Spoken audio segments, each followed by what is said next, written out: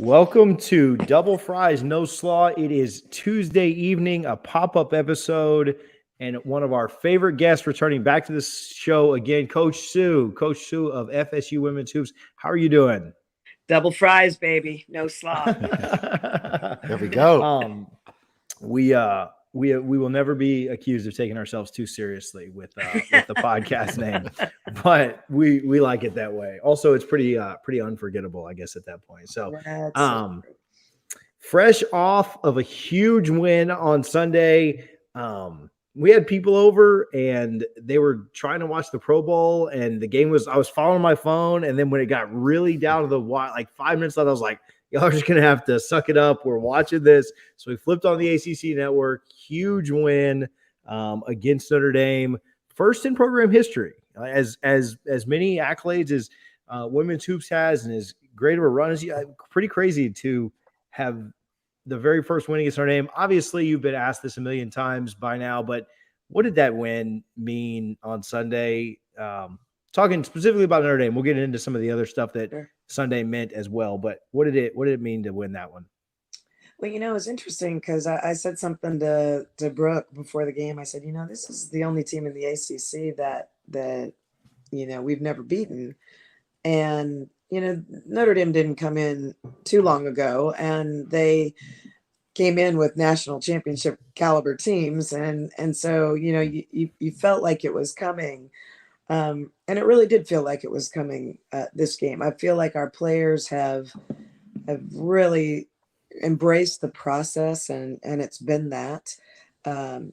And so I was really happy to see them rewarded. And in fact, I went down to the end of the bench after the game, and I was just like, you guys act like you've been here before. Like, what's the deal?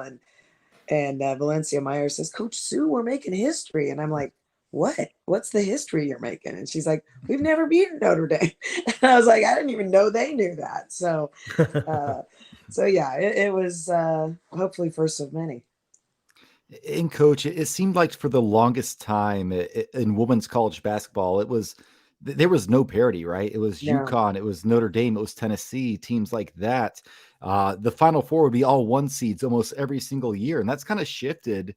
And to pick up that win against one of those true iconic teams that were always in that top four had to feel good. I know you guys got really close against UConn a few years ago in Tallahassee, and man, I wish we'd got that one. Yes. But it had to feel good to get that one. But just talk about the parity in women's college basketball, the shift that it's taken from literally like 10 years ago to where we are now, because it's completely different. Yeah, it really is. And I think a lot of that has to do with the television exposure that we're getting. And with that television exposure, players consider coming to places that they may never have considered before just because they didn't know anything about it. And so you see that starting to happen more and more. And there's a grassroots real push in women's basketball, like there has been in the guys for years, just where they get out and they play at a younger age. And when they're doing that, I think their skills are just so much higher. There's so many more young women that are playing basketball. I mean, I remember a stat that I want to say it was in 1997, 1 in 30 girls played basketball and 1 in 2 guys played basketball.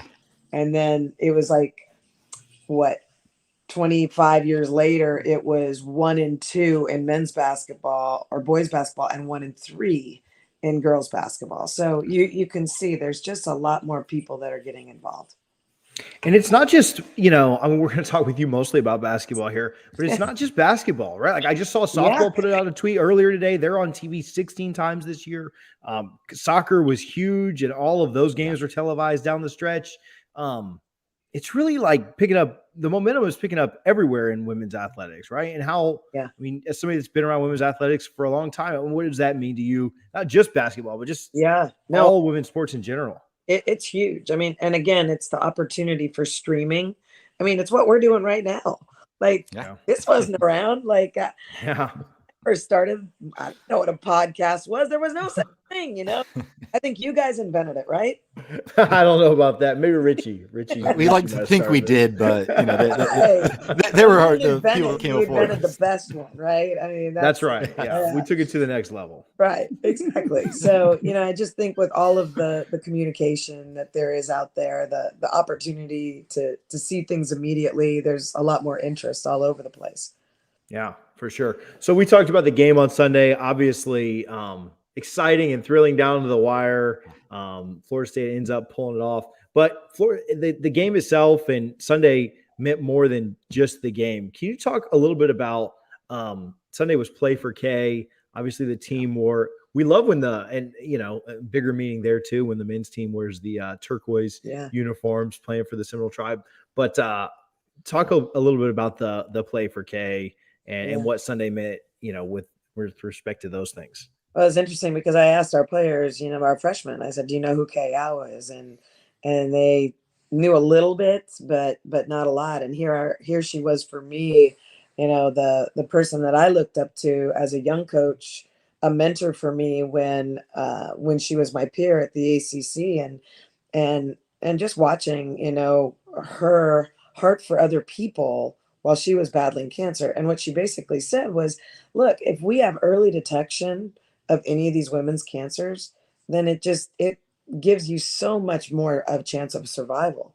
The guys do it with Jimmy V. Everybody knows that research is so important to a cure for cancer. And that's what these games do, is it gives us an opportunity to make awareness, but also to raise funds. And I mean, obviously with my mom going through cancer this last year and knowing that we were able to get an early detection, she's doing great now. If it had just gone unnoticed.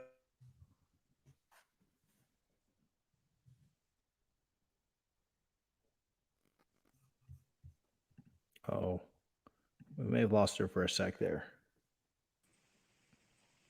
Oh, you still there? Yeah, I'm here. Was that me? You were saying, yeah, I know you're fine. I think you were saying if it had gone unnoticed. Yeah, if it had gone, undetected, then the survival rate is just not even close to what it is if it's detected early. Yeah, and Coach, I think that's such a cool thing, and I'm glad to hear your mom's doing well. I went through that with my father, battling throat cancer a few years ago, and like you said, those research, the dollars that are raised are so important, and to have an event like this, like women's basketball, you mentioned Coach V, like we have Jimmy V week, right, in men's, and Coach K for the women's. It's more about just giving hope for those in the future, right? Because, so many of us have lost loved ones, to this dreaded disease, unfortunately, but there is hope for the future in things like Jimmy V and the play for Coach K. That makes a huge difference. And I hope people take notice. Well, not only that, I think it's a community. Even after the game, we were shaking hands with fans that were on courtside, and somebody pulled me over and said, "This is my sister. Her husband just died from cancer," and she was there for the community, the camaraderie. And you just think, it's hard, and when things are hard, you really want to be with people that understand and care and are going to empathize with you, but love you along the way. Steven sent us this, and I'm going to play it for those that may not have seen it. I know that it was on social media too. Well, let me back it up. But I know it was on social media too. But Steven sent us this. I'm going to play it, and then we'll talk a little bit more and then move on from this. But yeah, really special on Sunday, and I'm going to play this. Keep going. I'd like to say for those that have loved ones that have had to tackle cancer, or if you have, you're fighters. And that's what I hope these guys showed you today. Our alumni are also here. And the inspiration that they gave us before the game led the Valencia to say, for previous generations, let's fight. Thank you guys. I'll see you next game. Love that. Yeah, I had a question for you. Just, talking about like motivating your team in general. And it seems like whenever there's something like really, really special that's going on. You remember football played out of their minds against a team that they were a big underdog against the first game after Coach Bowden had passed, right? The Notre Dame game. And then volleyball was a huge underdog against Florida, and they played that Brianna Berry game. And then you guys were an underdog this weekend, right? Against Notre Dame. And there was just something special. How do you, and obviously those are three really good examples. Obviously football didn't come out on top, but three really good examples. Yeah. But like, how as a coach do you keep folks from getting like too up or too hyped on those big time games, right? Like to keep their emotions in check, but also understand like, hey, you're playing for something a little bit bigger here today. Yeah, I think, there are times like even a senior game where emotions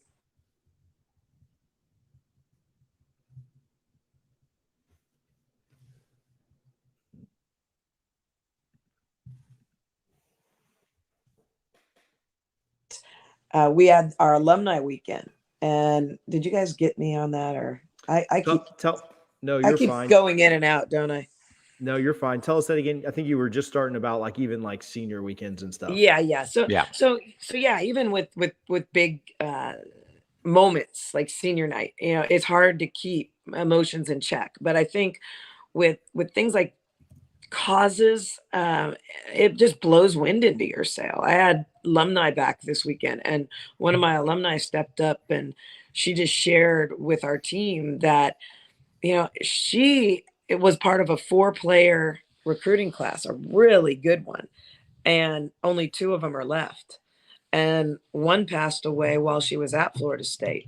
And so it just, those are the things that just encourage people to play, because you don't get this chance, and we take it for granted so often.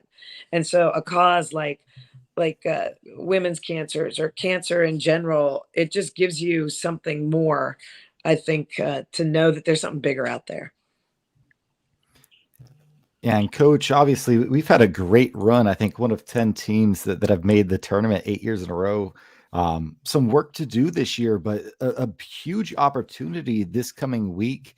Some really big games coming up, starting with Duke Thursday night or Thursday evening, I guess I should say, at 6:00. And then you've got Miami. You're going down to the University of Coral Gables on Sunday, Super Bowl Sunday at noon. But a really good opportunity to make a statement. We talked a little off air about scouting this Duke team that just, their season may not be going the way they want it to, but they're still really talented and really good. Just looking ahead to this week and this opportunity, what is your message to the team? Yeah, well, I think it has been all about the last 10 games and what are we going to do in those last 10 games. And we've really adopted a fight type mentality, and we're not just going to, we fought back from a real small deficit at the Notre Dame game to go up by 18, and then, relaxed a little bit, and then had to fight in the end to go and win it. And I've liked the adoption of that mentality, and it's come with young point guards, and that has been a real growing process for this team to really help those two to run the show. And so now we're feeling a little bit better about the way that we're playing, and excited to go up. And I think we have 3 straight road games now, and it goes Sunday, Tuesday, or what does it go? Thursday, Sunday, Tuesday. Yeah. You talk about COVID makeup and all of that kind of stuff. All of that's played into the year. But I think we're at a place where we're really ready for it. So, Coach, I don't know if you can make this happen, but we had Kaysen and his parents on the podcast earlier this week, the kid from the men's games. Yes. If you can get him down to Coral Gables, I think you guys walk out of there with a win. So you should try and find a way to make that Definitely happen. a good no luck charm. kidding. Or at least we should teleport him like this, Yeah, right. Yeah. Get him on like the this, what? get somebody to hold up oh no, you can do it. You can do you got your phone in the other hand. Yeah, I got my phone in my hand. Oh man. I was like, oh no, don't worry. You can do it. So no, that's awesome. Okay, so I actually, speaking of the men's game, I saw Brooke when I was up for the men's game against Virginia Tech. In fact, I was like, "Hey, can my daughter take a picture with you?" And she was like, "Oh my gosh, please don't." But I was like, "Oh no, like I'm gonna remember this." And when you're coaching here, when my daughter comes, like I'm gonna That's right. tell her that I need the Scully. We'll see if she's tall enough. But anyway, we spoke with Brooke last year when she was on here, just about what you just kind of mentioned, COVID makeups and trying to get full lineups together, and it's been a challenge for you guys this year too. Yes. Just due to different protocols and injuries and different things. 6 different players have missed a combined 18 games, 11 different starting lineups in 20, 21 games. There's like no continuity. It's so crazy. But like, how do you overcome that? How do you manage that? And do you think, and obviously the goal would be, knock on wood, right? Like during this stretch run, there is more continuity and you can kind of build something over these last 10 or so games. Yeah. It's been so challenging. Leonard and I, we were both singing the blues, I think, a lot with just the in and out, the injuries to start, then the COVID, then the different testing protocols all around the conference and the country. I mean, how can we have different testing protocols? It just doesn't make any sense. Where you've got some schools that, it's only if you're symptomatic do you test. And when we came back from Christmas, we were all tested and it just sent us on a slide. And again, I'm fine with that as long as everybody else is following the same protocol. And that hasn't been the case. So we're really not, it's taken us longer to get into a rhythm. And, as soon as River Baldwin steps into the starting lineup, she gets sick and, has to wait on a COVID test and ends up not having it. But, she couldn't play as a result of that. So, it's very difficult. You get to a point where I think we've had a real solid rotation and, but you've got to have everybody ready and you got to see how it goes. Yeah. Speaking on you were talking about Coach Ham and, I was up at, the same weekend, that morning I went to, Jen and them had a game. And so I went to a women's tennis match that morning and in walked Coach Krikorian and sat like right next to me. And we were talking and watching it.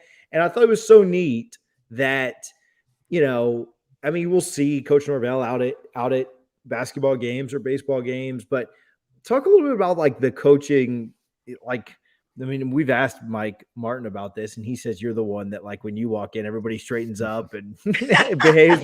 Bro, he says, like, when Sue walks in a room, like, she just command. But it was so cool to me that, and tennis matches can go long, right? Like, we've talked with Jen about the scoring on here. Like, they can go, like, my wife was like, "Hey, are you coming to the basketball game?" Like, what's that? I was like, they're in the last set. Like, what do we need to do? Like, I'm not going to leave right now. So, and it truly did. It went down to, like, the last game, the last set, the last point. But anyway, it was cool to me that he sat there for like over 4 hours, right? Supporting and being out there. And it was just very neat to me to see that. But talk about like the family that is like the FSU coaching staff. I know you guys are all super busy. Heck, you guys spend more time on this podcast, I feel like, than, out on the recruiting or coaching your own team. But, talk about the family that is the FSU coaching staff, because it does seem tight knit and I've been very impressed with it. It really is. I mean, I've every single we have group texts. I mean, every single coach knows one another well, and we would drop anything to help each other. And it's we know we've been through some great times and we've been through some hard times. We all pull really hard for each other, and anytime we get a chance to go and watch each other, it's fantastic. But I think a lot of times we'd rather spend time together than even watch each other's teams, just because of the relationships that we've built. And, Coach Norvell has just stepped right in and just been a great addition to our family. And it's all 100% family at Florida State. Coach, going back to Sunday, Morgan Jones, obviously she didn't have the best showing offensively, but hit a huge fadeaway, got the foul against Notre Dame. Yeah, looked like Kobe. Yes, yeah. It I was like, whoa. Yeah, I know it. But it goes to show, even in a season where we've struggled, in one of your better players isn't there the entire game. They make a huge play like that. Mm. But how complimentary was this win against Notre Dame? Because it took everyone to step up and win that one. Like you said, y'all built a big lead. It shrunk a little bit, makes us all nervous, but you held on, and that was phenomenal. Well, you got to make it exciting. You don't want people. Right. She Make needed it me worth to, the price of admission, right? Yeah, she needed me to flip exactly. over from the Pro Bowl. She's like, TJ's not watching right now. That's right. All y'all watching the Pro Bowl flip over. Yeah, no, and these kids all step up at different moments, and that's what's been, we don't have one superstar, and Valencia Myers was phenomenal. I mean, she had a fantastic game against, arguably one of the best post players in the conference, and so you just look at the different people that step up, and all the eyes are on Morgan a lot. And so somebody else has to step into those roles, but then she stepped up big at the end, that's for sure. Yeah. Omaria Gordon, how about that freshman hitting 2 clutch free throws? I mean, that was big. Yeah. It's always nervous when you send a freshman to the line for some big free throws, but it's when they make them, it's great. Yeah. TJ will close us out in a second, but I just have to ask, and this isn't Florida State related, but I do question a little bit. I saw me and TJ are on Twitter far more than we should be. Like, our wives probably hate us because of it, but that's just what it is. But Caitlin Clark from Iowa, I was watching the highlights of her just going from the logo nonstop. I think she had 40 points, a double-double, like ridiculous. Yes. Did you know who she was in high school? Oh, and yeah. Just looking at her, and how did people like Gino let her get away? Because my goodness, I couldn't believe. I jokingly tweeted Steph a knee Curry because it was ridiculous what she was doing. Well, you know what I think's so cool about that? You talked about the parity earlier, and she's from Iowa, and she stayed at Iowa. And I think that's fantastic. I just, I was in her gym. I talked to her on the phone all the time. She's a really cool kid. And, the fact that she stayed, I think it was said a lot about where women's basketball is now. I love when those moments go viral and stuff, because I probably watched that clip that Richie shared and had gone everywhere 5 or 6 times, just in disbelief, not because she was a girl making that could have been Curry shoots from close like that. It was just anyone making this is not real life. This is not right. Exactly. We haven't seen anything like that since Xavier Rattan-Mays scored 31 points in 4 minutes against Miami, and that went viral. Again, like TJ said, it didn't matter if it was men's or women's. That was just ridiculously impressive what she was doing. Yeah. Yeah. No. And she really doesn't have a lot of size either. That's what's really amazing. Wow. But her stroke that night was just on. So, whew. Yes. Coach, thank you so much for hanging out. We really appreciate it. We really appreciate your time. We're excited to see you guys close out the season, get into ACC play, get into postseason. We've enjoyed watching you guys. We obviously loved Sunday, but excited for this week. Excited. I mean, anytime there's a rival on the schedule at the back end of a week, we're excited. So thank you so much for your time and hanging out today, and all the best of luck the rest of the way. Well, my pleasure, guys. I always appreciate seeing you. We appreciate it. We appreciate it, Coach. Okay. Thank you. Go Noles. Have a good one. Go Noles. Go Noles. Coach Sue, again, she's fantastic. She's awesome to have on, Richie. She delivers. Always appreciate her time, and anybody that will kind of give us a few minutes to chat some FSU. So excited to see them tomorrow night, again, against Duke. And then, like Richie said, Sunday against Miami. So good stuff. Double Fries No Slaw brought to you by Guthrie's in Tallahassee. We waited till the end to do this just so we could jump in the interview. But 2550 North Monroe and 1818 West Tennessee Street. Tell them that Double Fries No Slaw sent you. We will be back. We might have another pop-up this week. We'll see. We'll either be back with another pop-up this week or we'll be back on Sunday. See what's kind of going on. Until then, though, thank you for your support. Thank you for hanging out. Richie, you got any shout-outs? No. All right. Until then, go Noles.